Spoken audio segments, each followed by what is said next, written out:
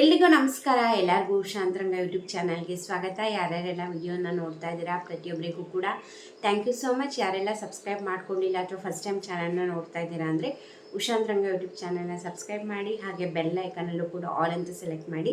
Next video upload ಮಾಡಿದಾಗ ನಿಮಗೆ notifications ಬಂದಿರುತ್ತೆ. ನೀವು ಫ್ರೀ ಇದ್ದಾಗ ನನ್ನ ವೀಡಿಯೋಸ್ನ ನೋಡ್ಬೋದು. ಹಾಗೆ ನೀವು ನನ್ನ ಇನ್ಸ್ಟಾಗ್ರಾಮ್ ಅಕೌಂಟಲ್ಲೂ ಕೂಡ ಫಾಲೋ ಮಾಡ್ಬೋದು. ಲಿಂಕ್ ಕೆಳಗಡೆ ಡಿಸ್ಕ್ರಿಪ್ಷನ್ನಲ್ಲಿರುತ್ತೆ.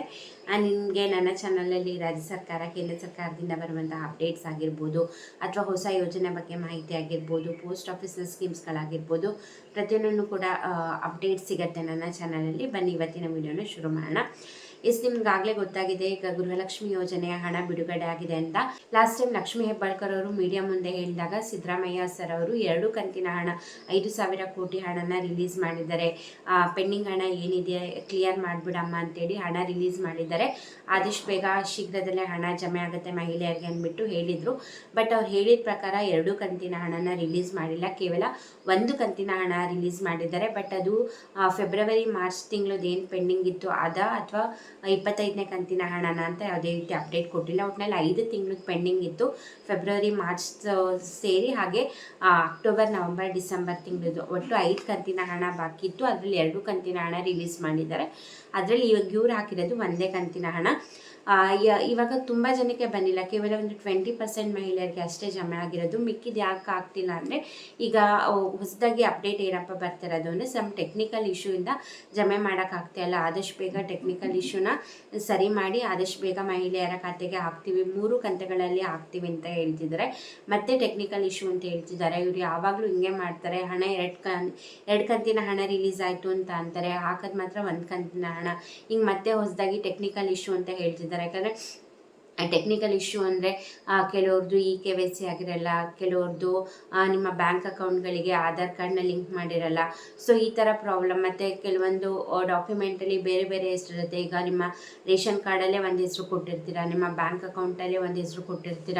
ಸೊ ಈ ಥರ ಪ್ರಾಬ್ಲಮ್ ಆಗ್ತಿರೋದ್ರಿಂದ ಕೆಲವು ಟೆಕ್ನಿಕಲ್ ಇಶ್ಯೂಸಿಂದ ಹಾಗೆ KYC ಆಗಿರಲ್ಲ, ಮತ್ತು ಆಧಾರ್ ಮತ್ತು ಬ್ಯಾಂಕ್ ಅಕೌಂಟ್ಗೆ ಸೀಡಿಂಗ್ ಆಗಿರಲ್ಲ. ಸೊ ಈ ಥರ ಎಲ್ಲ ಪ್ರಾಬ್ಲಮ್ ಆಗ್ತಿರೋದ್ರಿಂದ, ಹಾಗೆ ಟೆಕ್ನಿಕಲ್ ಇಶ್ಯೂಸಿಂದ ನಮಗೆ ಜಮೆ ಮಾಡೋಕ್ಕಾಗ್ತಾಯಿಲ್ಲ. ಇವಾಗ ರಿಸಾಲ್ವ್ ಆಗಿದೆ, ಅತಿ ಶೀಘ್ರದಲ್ಲೇ ಮತ್ತೆ ಮಹಿಳೆಯರಿಗೆ ಖಾತೆಗೆ ಹಾಕ್ತೀವಿ ಅಂತ ಹೇಳಿದ್ದಾರೆ. ತುಂಬ ಕಡಿಮೆ ಜನಕ್ಕೆ ಬಂದಿರೋದು, ಒಂದು 20% ಮಹಿಳೆಯರಿಗೆ ಬಂದಿರೋದಷ್ಟೇ. ಇನ್ನು 80% ಮಹಿಳೆಯರಿಗೆ ಬಾಕಿ ಇದೆ. ಅದೇ ಆಗಲೇ ಹೇಳ್ದಂಗೆ ಟೆಕ್ನಿಕಲ್ ಇಶ್ಯೂ ಇತ್ತು, ಹಾಗಾಗಿ ಮಾಡೋಕ್ಕಾಗಿಲ್ಲ ಅಂತ ಸದ್ಯಕ್ಕೆ ಬಂದಿರುವಂತಹ ಅಪ್ಡೇಟ್. ಅತಿ ಶೀಘ್ರದಲ್ಲೇ ಮತ್ತೆ ಹಾಕ್ತೀವಿ ಅಂದಿದ್ದಾರೆ.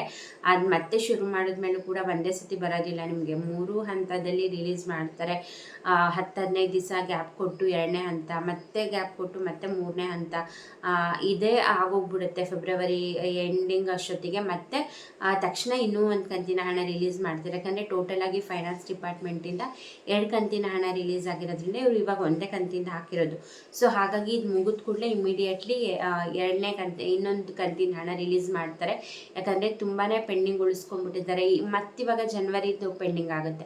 ಸೊ ಈ ಥರ ಪೆಂಡಿಂಗ್ ಉಳಿಸ್ಕೊಂಡು ಯಾವಾಗಲೂ ಹಾಕ್ತಾರೆ. ಈಗ ಯಾವಾಗಲೂ ರಿಲೀಸ್ ಆಗುತ್ತೆ ಹಣ, ಅದೆಲ್ಲರಿಗೂ ಸೇರೋಷ್ಟೊತ್ತಿಗೆ 1.5-2 ತಿಂಗಳು ಆಗೋಗ್ಬಿಡುತ್ತೆ. ಸೊ ಹಾಗಾಗಿ ಜನಗಳಿಗೇನೆ ಕನ್ಫ್ಯೂಸು, ಇದು ಯಾವ ಕಂತಿನ ಹಣ ಏನು ಎತ್ತ ಅಂತ. ಯಾಕಂದರೆ ಒಂದು ಸತಿ ರಿಲೀಸ್ ಆಗಿದ್ದ ಕೂಡಲೇ 1 ವಾರ 10 ದಿವಸದೊಳಗಾದರೂ ಎಲ್ರಿಗೂ ಕ್ಲಿಯರ್ ಆಗಿಬಿಟ್ರೆ ಜನಗಳಿಗೂ ಕೂಡ ಕನ್ಫ್ಯೂಷನ್ ಇರಲ್ಲ.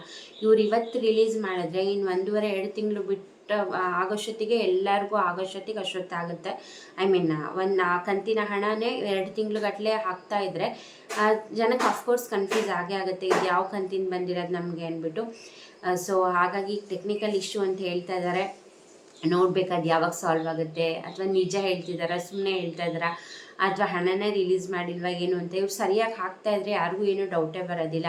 ಇವ್ರು ಸಡನ್ನಾಗಿ ಟೆಕ್ನಿಕಲ್ ಇಶ್ಯೂ ಅದು ಇದು ಅಂತಂದರೆ ನಿಜವಾಗ್ಲೂ ಡೌಟೇ ಆಗಿಬಿಡುತ್ತೆ. ಯಾಕಂದರೆ ಇವ್ರು ಇಷ್ಟು ದಿನ ಈ ಥರ ಹೇಳಿ ಹಾಕ್ದಲೇ ಇರೋ ಕಾರಣ ಜನಗಳಿಗೆ ನಂಬಿಕೆನೇ ಹೋಗ್ಬಿಟ್ಟಿದೆ.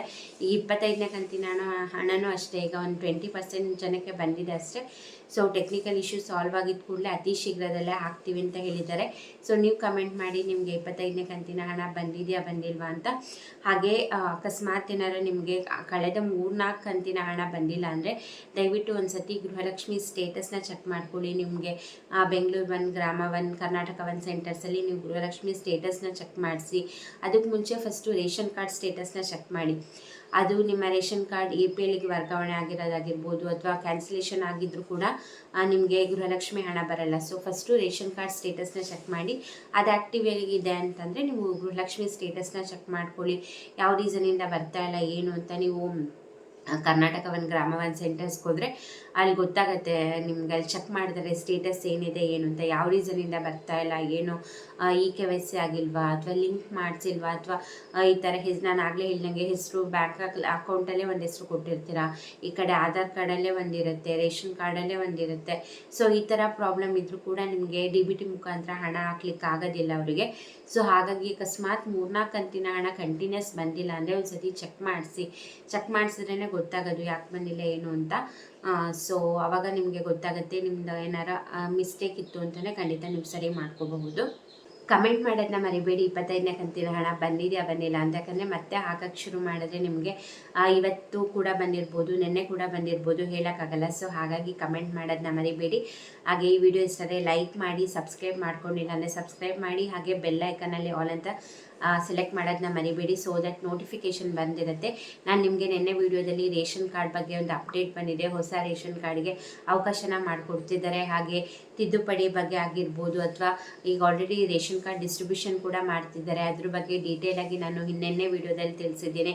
ಹಾಗೆ ಇಂದಿರಾ ರೇಷನ್ ಕಿಟ್ಟು ಕೂಡ ಕೊಡ್ತಾ ಇದ್ದಾರೆ ಅತಿ ಶೀಘ್ರದಲ್ಲೇ.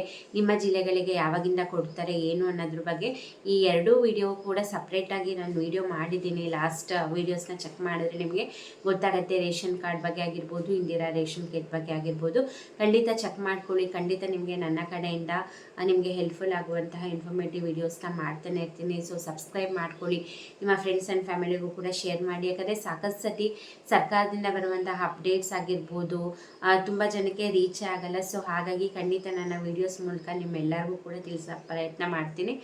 ಸೊ ಸಬ್ಸ್ಕ್ರೈಬ್ ಮಾಡ್ಕೊಳ್ಳೋದನ್ನ ಮರಿಬೇಡಿ. ಹಾಗೆ ವಿಡಿಯೋ ಇಷ್ಟ ಆದರೆ ಲೈಕ್ ಮಾಡಿ, ಶೇರ್ ಮಾಡಿ. ಇಷ್ಟೊತ್ತು ವಿಡಿಯೋ ನೋಡಿದ್ದಕ್ಕೆ ಥ್ಯಾಂಕ್ ಯು ಸೊ ಮಚ್. ನಮಸ್ಕಾರ.